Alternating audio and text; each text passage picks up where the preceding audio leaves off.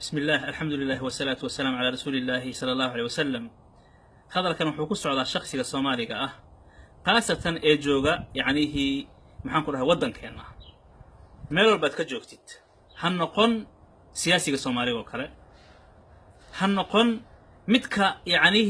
raba inuu macnaha horumar ku gaaro ama umad horumar uu ku gaarsiiyo deeq iyo maxaan ku dhahay mucaawino ay dawlad hebel ay siisay ama shirkad hebel ay siisay ama hay'ad hebel ay siisay oo aan marna ku fakaraynin waxa Ilaahay subhanahu wa ta'ala dhulka uu geliyay waxa Ilaahay subhanahu wa ta'ala aqli ah ee umada ku jira ku fakarayn han noqon kaas oo kale adiga shakhsiyaad tahay maxaa kula gudboon waxa kula gudboon aqliga Ilaahay ku siinaad ka shaqaysiiso ogow waxa buundooyinka dheer aan aragna dhisay waxa macnaha nafaqyadan ama maxaan ku dhahay tuneladan laga hoos baxa inta la eg dhisay waa ibn aadan anagoo kala ah waxa saraha dheer dhisay waa ibn aadan anagoo kala ah waxa mobilada aan ku hadlayno iyo kombiyuutarada aan wax ka daalacano ama aan ka akhrisano ama aan kaamirooyinka wax aan ku duubno sameeyay waa ibn aadan anagoo kala ah kaliya aqligu Ilaahay siiyay adeegsadeen ma aynan fariisan ma dhihin macnaha maxaan ku dhahay waxna caawiya ma lahane sidaa darteed waan fariisan ma aynan dhihin nacam hal cilad way jirtaa ma inkirayno xasilooni dari ama amaan la'aan ama maxaan ku dhahay dhulmi nacam laakiin Ilaahay subhanahu wa ta'ala wuxuu jecel yahay khayrna Ilaahay subhanahu wa ta'ala agtiisa kale qofka qawiga ah adeegsada aqligiisa المؤمن القوي خير وأحب إلى الله من المؤمن الضعيف مؤمنك قوي أيا كخير بدن ميتك ضعيف إلهي أكتسن لو وجع البدنية هذاك سعقلي هذا اسكدي حتى هدين لو خطبير أنا تفرطه حولت دقو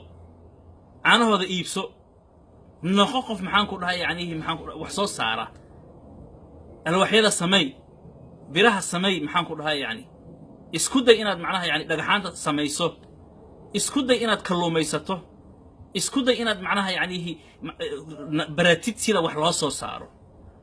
ha hoos fariisanin cid fikirkeeda iyo aqligeeda dhan uu yahay in wax la siiyo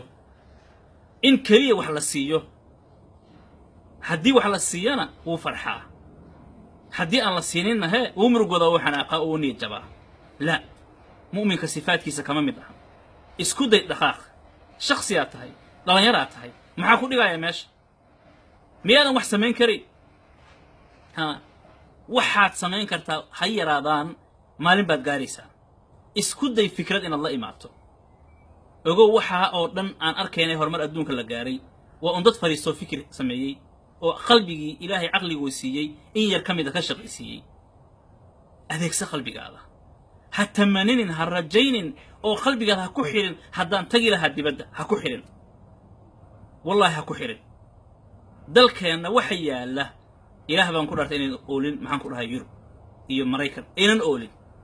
maxaan ula jeedaa haddii lacala yaalaan ka soo qaad ay yaalaan cidii iska leh hadda qaadatay adiga waxba kuma lihi markaad imaato shaqo kooban iyo waxbarasho kooban waad helaysaa laakiin ka waran waxa yaala maanta cidii lahayd adiga aad ka mid tahay ilaahayna kuma kaniyo joogtid meesha haddaad u soo kala taagayso oo aadan aaminsan tahay in waxba qabsan karin fikirka noocaas oo kale inuu dhintaa meesha ka baxaa adinka wax samayn karaaya qofka asaga isoo saari kara asaga wax samaysan kara mucjiso ma ahan wax mucjiso in wax la samaysto u fiirso wax mucjiso ah ama hibar baani iska ma ahan Ilaahay wuxuu ku siiyay aqli gacmo ku siiyay fikir ayaad leedahay isku day wax soo saar u fiirso wax soo saar soo khudaar malihin khudaarta ka shaqaysamay soo saar عنبها موز شقي soo saar macna waxaan noqon karnaa maxay umad wax soo saarta Ilaahay dhulkaas Ilaahay nasiiyay marka hadii aad adiga siyaasiga kala noqoto marka waxa weeyaan wiligeena waxaan ku jireynaa maxay umad sida macnaha aanan fadhin sidaasan ahaanayna waxaan leeyahay dhalinyarada aan kula talinaya bal aad ugu adkaynaya inay ka xuroowaan fikirka حنقل تاجد قناعة إني لا إمادان إلهنا سبحانه وتعالى وحو جعل يهي كو قناعة له قرطة معنا وحي إهستان ده الحمد لله إنتو إلهي نسيي زيادة ذات هشوا إلهي فلقيسا haddaadan ziyaado helin soo maahan ha u hakin soco dhaqaaq ka caliga fadhi ka kac meel alla meeshaad joogta wax ka soo saari kartaa meel alla meeshaad joogta wax macnaha yacni ka samayn kartaa laakiin dhibaatada ugu weynaa waxay tahay nagu dhacday caqligii ayaa qaar mise badankeen waxaan ka noqonay maxay waxaan ka noqonay yacni masaakiin caqligan waxaan ka noqonay eber caqligan waxaan ka noqonay maxay dad xanqala taaga ogeen jeebkooda waxa ku jira jeeb kale un dad fiiriya yacni isu jeedin ba ayaga caqligan taa ka noqonay ilaahay subxaana wa taala caqligan ha noo soo celiyo dhalinyarada waxaan ku adkaynaya aan leeyahay war waxaa yaalla waddankeenna oo qofka dhalinyarada ah hadduu isticmaalo loo wada dhoofin karo waddamada dariska ah hadduu u fiirso inta waddankeena aan ku filnaysiino loo dhoofin karo macnaha yacnihi waddamada dariska ah iyo caalamka oo dhanba waxaa tusaale kugu filan cajiibna ah weligaada jeebkaada macnaha arsaaqdaada iyo labiskaada inaanan cidna loo macnaha hoos fadhiisan waxaa tusaale kugu filan yacnihi waxaa dhacday si mufaaja'a hal mar ayaa waxaa telefishinada laga maqlay yacni sacuudi oo maxay oo imaaraad oo adduun oo cunaqabateen ku soo rogay qadar waaga ku baryay cuntada cabitaanka caanaha wax walba oo waddankeeda soo gala ilan waa la keenaa ileene ma soo saarato haddaynan ilaahay subxaana wa tacaala turkiya iiraan iyo wax la mid aynan u keeni lahayn lacag walbay haystaan waa wada gaajoon lahaayeen marka sidaa darteed lacag wax ma tarto ogow wax tara waa maxay waa caqli waa wax soo saar waa wax soo saar marka ka waran hadda maalan waxa aan soo dhoobsanno hadda waddankeena ka soo saari karna ka waran alxamdulilah waan samayn karnaa laakiin waxay ku xidhan tahay rabitaan waxay ku xidhan tahay in yar aad dhidido waxay ku xidhan tahay dadaal yaray ku xidhan tahay ha fadhiisan ha sugin khayrkaada ka kac adiga fadhiga shakhsiyaad tahay keligaada dhaqaaq cidda kale markay adiga ku aragto way kugu dayanaysaa cidda kale markay aragto meesha aad marayso meesha aad gaartay way kugu dayanaysaa waxaan dibadaha ku aragnay 20 jiro 25 jiro milyaneer ah maynan dhaxlin ogow maynan dhaxlin fikrada yaray la yimaadeen ilaahna u barakeeyey fikrad yaray la yimaadeen ilaahna u barakeeyey ma doonaysaa barakadaasi waxay ku jirtaa gacantaada kaliya caqligaada shaqaysi dhaqaaqna ilaahay tala saaro fa idaa cazamta fatawakkal cala allah